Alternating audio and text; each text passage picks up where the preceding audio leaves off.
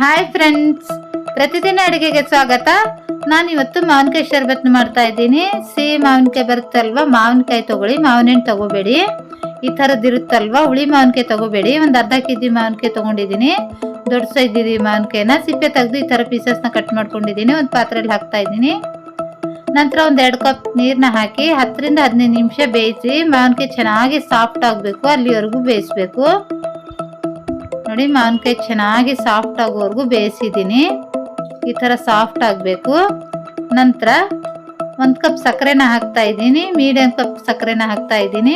ನಿಮಗೆ ಸಿಹಿ ಜಾಸ್ತಿ ಬೇಕಾದರೆ ಸ್ವಲ್ಪ ಸಕ್ಕರೆನ ಜಾಸ್ತಿ ಹಾಕ್ಕೊಳ್ಳಿ. ಸಕ್ಕರೆನ ಹಾಕಿದ ನಂತರ 3 ರಿಂದ 4 ನಿಮಿಷ ಬೇಯಿಸಿ.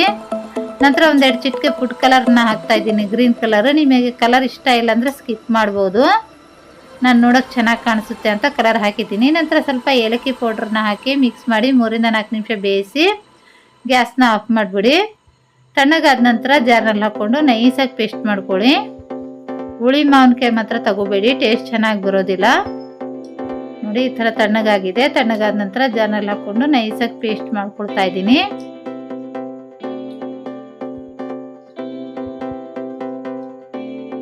ಈ ಥರ ನೈಸಾಗಿ ಪೇಸ್ಟ್ ಮಾಡಿದ್ದೀನಿ. ಒಂದು ಕಂಟೈನರ್ನಲ್ಲಿ ಹಾಕಿ ಸ್ಟೋರ್ ಕೂಡ ಮಾಡ್ಬೋದು. ಒಂದು ಗ್ಲಾಸ್ನಲ್ಲಿ 2 ರಿಂದ 3 ಟೇಬಲ್ ಸ್ಪೂನ್ ಅಷ್ಟು ಹಾಕ್ತಾ ಇದ್ದೀನಿ. ನಿಮಗೆ ಸಿಹಿ ಜಾಸ್ತಿ ಬೇಕಾದ್ರೆ ಸ್ವಲ್ಪ ಜಾಸ್ತಿ ಹಾಕ್ಕೊಳ್ಳಿ.